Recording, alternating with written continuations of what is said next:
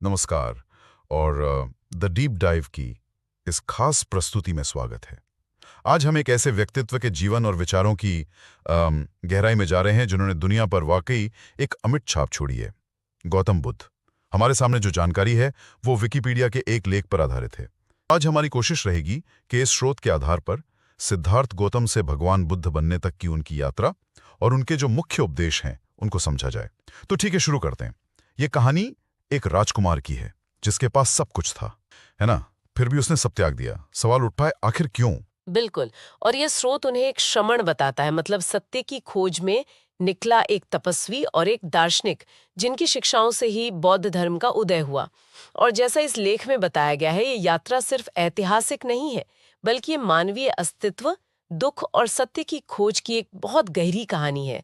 ये सिर्फ घटनाएं नहीं है, ये एक आंतरिक बदलाव का दस्तावेज है, कह सकते हैं। चलिए उनके जन्म और शुरुआती जीवन से ही शुरू करते हैं। लेख के मुताबिक जन्म 563 ईसा पूर्व लुम्बिनी में हुआ, जो अब नेपाल में है, शाक्य कुल के राजा शुद्धोधन और रानी महामाया के यहाँ। पर एक दुखद बात हुई कि मां का निधन जन्म के सिर्फ 7 दिन बाद हो गया, तो उनका पालन पोषण उनकी मौसी महाप्रजापति गौतमी ने किया। नाम रखा गया सिद्धार्थ, जिसका मतलब ही है वो जो सिद्धि प्राप्ति के लिए जन्मा हो। और दिलचस्प बात यह है, जानकारी ये कहती है कि जन्म के समय ही साधु असित थे और कुछ और ब्राह्मण विद्वान थे। उन्होंने भविष्यवाणी कर दी थी, या तो ये एक महान चक्रवर्ती राजा बनेंगे या फिर सब कुछ त्याग कर एक महान पथ प्रदर्शक, एक सन्यासी बनेंगे। शायद इसीलिए पिता शुद्धोधन थोड़े चिंतित थे कि कहीं बेटा वैराग्य की तरफ ना चला जाए। लेख में यह भी जिक्र है कि लुम्बिनी में सम्राट अशोक ने 3री शताब्दी ईसा पूर्व में बुद्ध के जन्म की याद में एक स्तंभ बनवाया था। वो आज भी है वहां। हाँ, और यहीं पर एक जरूरी बात है जिस पर ध्यान देना चाहिए। ये लेख एक और कालक्रम का जिक्र भी करता है। इसमें इतिहासकार है पंडित कोटा वेंकटचलम और कुछ और विद्वान। उनका हवाला देकर जन्म 1887 ईसा पूर्व और निर्वाण 1807 ईसा पूर्व बताया गया है। लेख ये साफ करता है कि कई इतिहासकार भारतीय तिथिक्रम और जो पुराणों की वंशावली है उसके आधार पर इस पुरानी वाली तारीख को ज्यादा सही मानते हैं। तो ये दिखाता है कि ऐतिहासिक तिथियों पर विद्वानों में हमेशा से बहस रही है और स्रोत इस मतभेद को भी सामने रखता है। हाँ, ये तिथियों का अंतर वाकई सोचने पर मजबूर करता है कि इतिहास को कैसे समझा जाता है। खैर, अगर बचपन की बात करें तो लेख सिद्धार्थ को एक बहुत ही दयालु और संवेदनशील बच्चे के रूप में दिखाता है। जैसे वो घुड़दौड़ वाली बात कि जब घोड़े थक जाते थे, उनके मुंह से झाग निकलने लगता था, तो वो घोड़े को वहीं रोक देते थे, भले ही जीती बाजी हारनी पड़े। और खेल में भी उन्हें दूसरों को जिताना पसंद था, क्योंकि वो किसी को दुखी या हारा हुआ नहीं देख पाते थे। और वो कहानी तो बहुत मशहूर है जिसका जिक्र इस लेख में भी है, जब उन्होंने अपने चचेरे भाई देवदत्त की तीर से घायल हंस की जान बचाई थी। ये छोटी छोटी बातें कहीं ना कहीं उनके आगे के जीवन का संकेत देती हैं। हाँ, ये सिर्फ किस्से नहीं है, ये उनके मूल स्वभाव, करुणा और अहिंसा की पहले झलकियां हैं, जो बाद में उनकी शिक्षाओं का बिल्कुल केंद्र बनी। ये दिखाता है कि उनका दिल बचपन से ही दूसरों के दुख के लिए धड़कता था। उनकी पढ़ाई लिखाई की बात करें तो इस विवरण के हिसाब से उन्होंने गुरु विश्वामित्र से वेद, उपनिषद, राजकाज, युद्ध विद्या सब सीखा। वो सिर्फ शास्त्रों में ही नहीं बल्कि कुश्ती, घुड़दौड़, तीरंदाजी, रथ चलाना, इन सब कलाओं में भी निपुण थे। मतलब एक राजकुमार के लिए जो भी जरूरी था सब जानते थे। 16 साल की उम्र में उनकी शादी राजकुमारी यशोधरा से हुई। फिर उनके बेटे राहुल का जन्म हुआ। पिता शुद्धोधन ने शायद वो भविष्यवाणी गलत साबित करने के लिए उनके लिए हर मौसम के हिसाब से अलग अलग आलीशान महल बनवाए थे, जहां ऐशो आराम और मनोरंजन की कोई कमी नहीं थी। पूरी कोशिश की गई कि उन्हें दुख, दर्द, बुढ़ापे, मौत, इन सब चीजों से दूर रखा जाए। और यहीं वो गहरा विरोधाभास पैदा होता है जिसे ये लेख भी उजागर करता है। एक तरफ तो पूरा सांसारिक सुख, ऐश्वर्य, परिवार, और दूसरी तरफ एक बेचैन मन जो इन सब में संतुष्ट नहीं हो पा रहा था।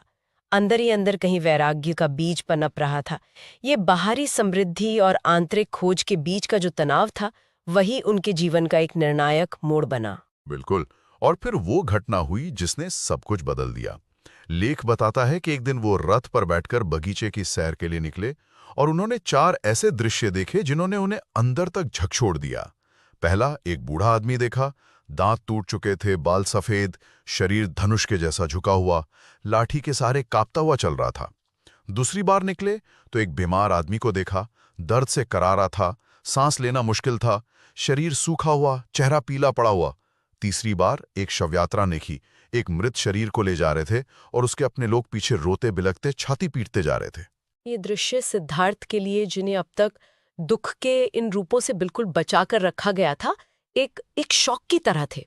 उन्होंने पहली बार जीवन की इन कड़वी सच्चाइयों, बुढ़ापा, बीमारी और मौत का सामना किया। ये एहसास कि ये सब तो होना ही है और किसी के भी साथ हो सकता है, इसने उन्हें बहुत गहरा सोचने पर मजबूर कर दिया। हाँ, और लेख उनके उस वक्त के विचारों को कुछ ऐसे बताता है। धिक्कार है इस जवानी को जो देखते देखते ढल जाती है। धिक्कार है इस सेहत को जो कभी भी बीमारी का शिकार हो सकती है। धिक्कार है इस जीवन को जो इतना क्षणभंगुर है। इन 3 दृश्यों ने उन्हें दुनिया की नश्वरता और दुख की मौजूदगी का बहुत गहरा एहसास कराया।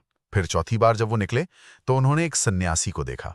इस लेख के अनुसार वो व्यक्ति एकदम शांत, गंभीर और प्रसन्न दिख रहा था। उसके चेहरे पर एक अजीब सा संतोष और शांति थी, जैसे उसे दुनिया के सुख दुख छूते ही ना हो।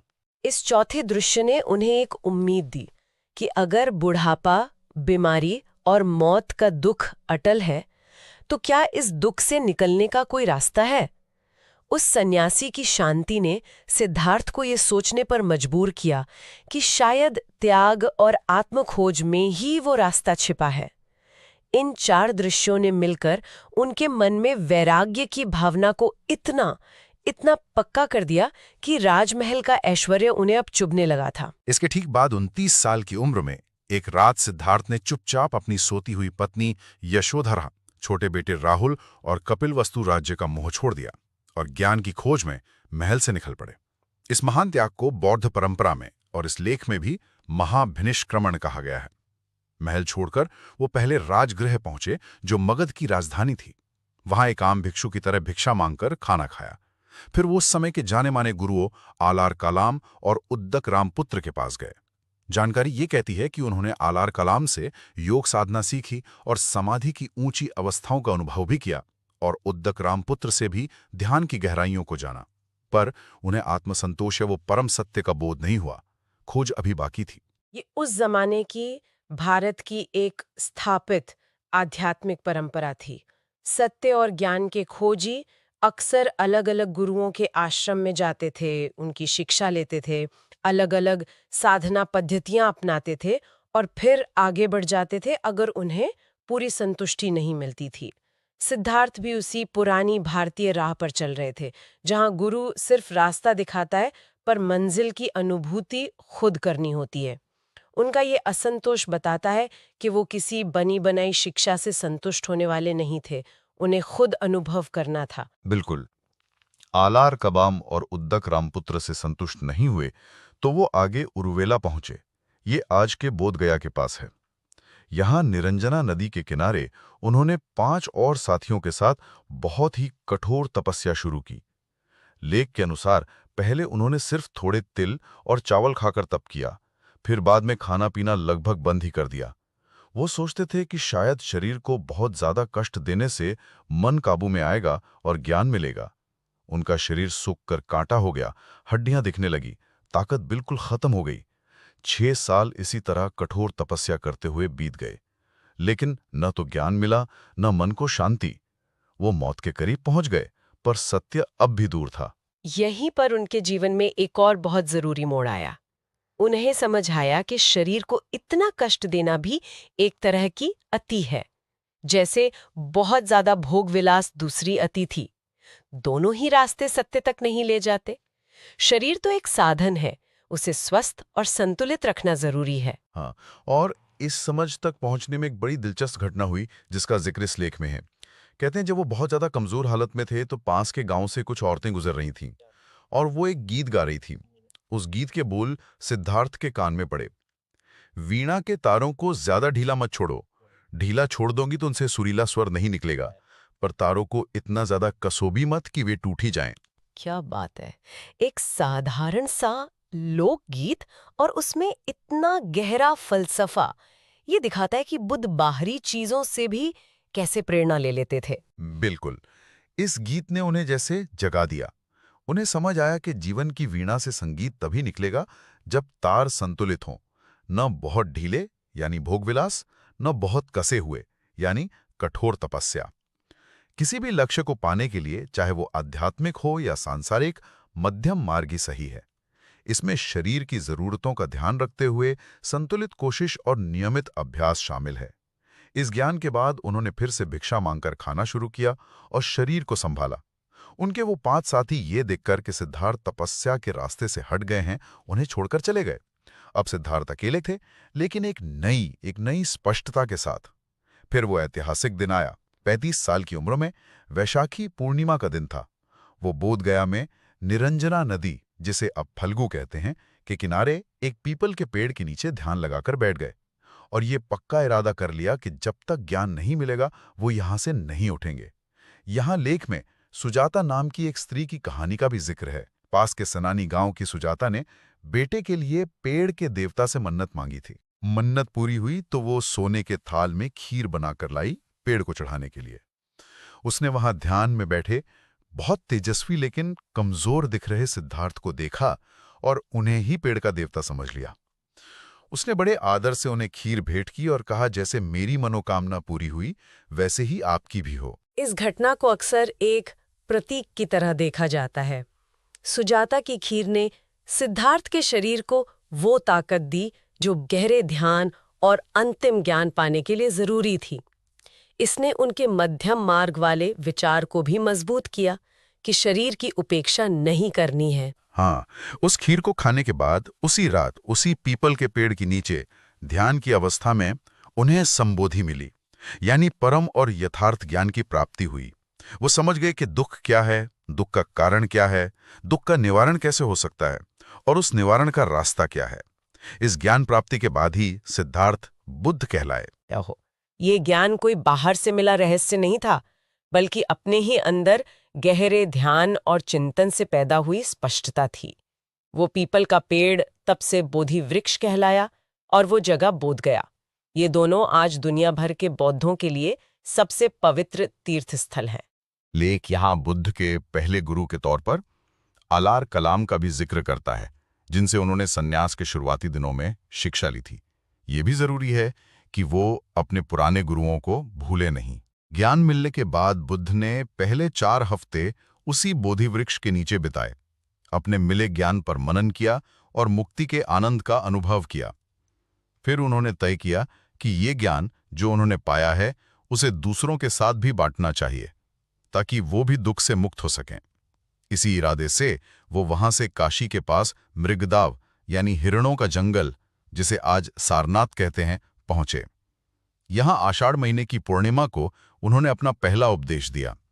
ये उपदेश उन्होंने अपने उन्हीं 5 पुराने साथियों को दिया जो उन्हें उरुवेला में छोड़कर चले गए थे।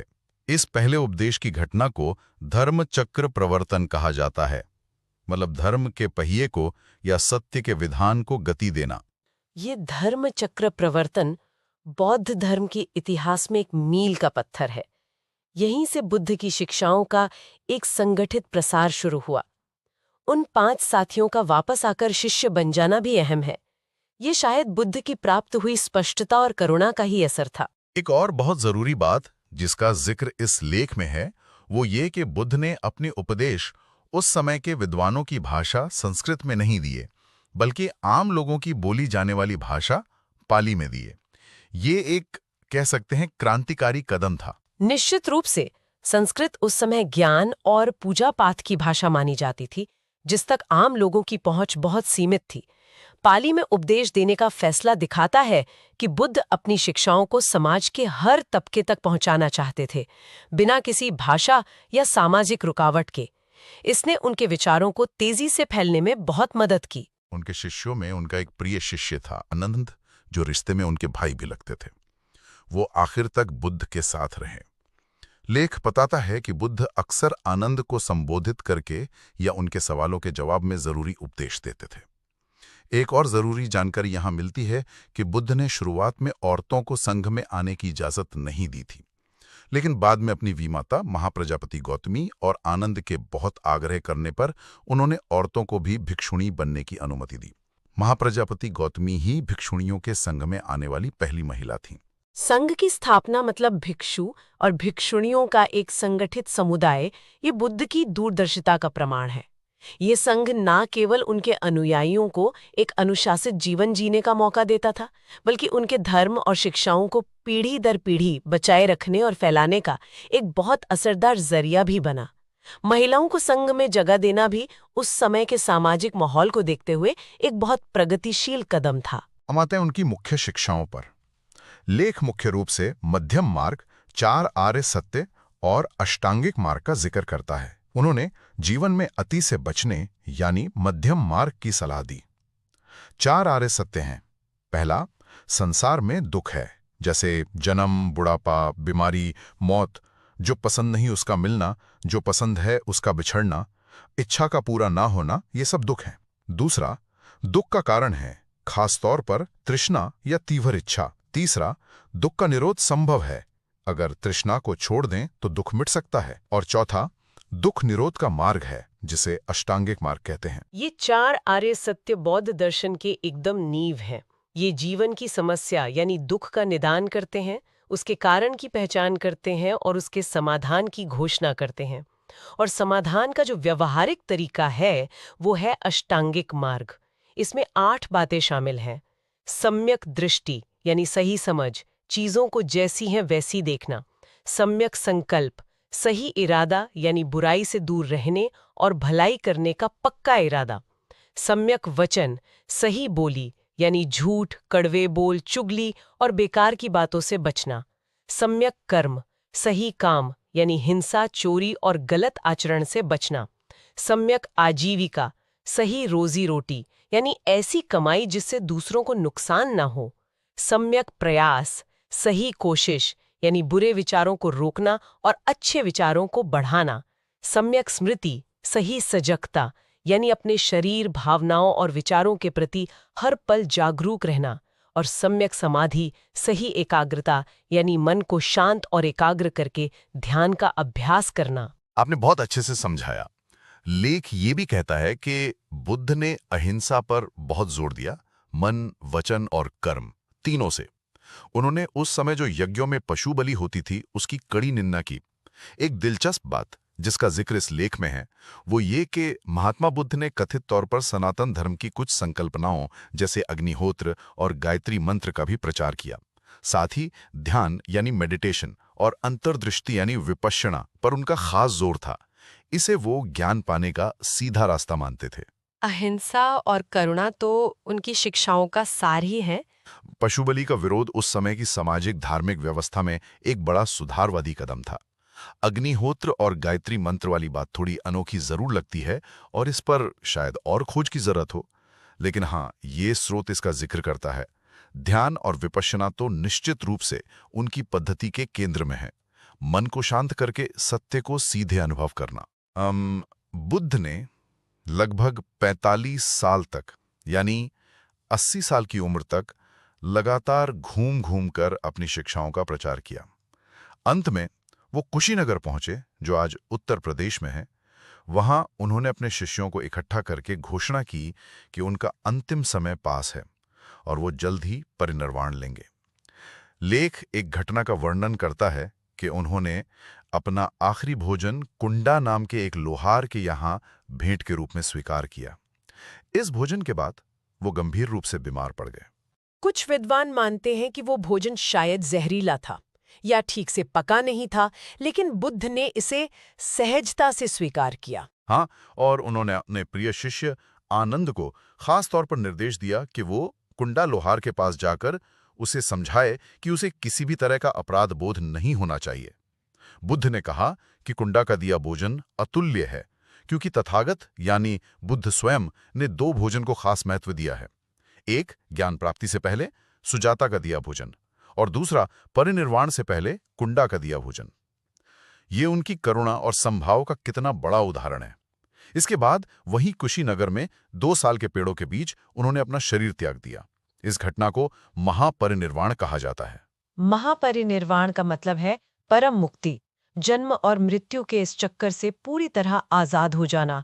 ये दुखों का अंतिम अंत है, जिसे बौद्ध धर्म में सबसे ऊंचा लक्ष्य माना जाता है। बुद्ध के जीवन काल में ही उनकी शिक्षाएं काफी फैल चुकी थीं।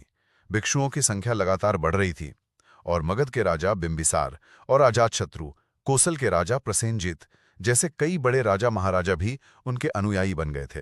बौद्ध संघ की स्थापना तो हो ही चुकी थी।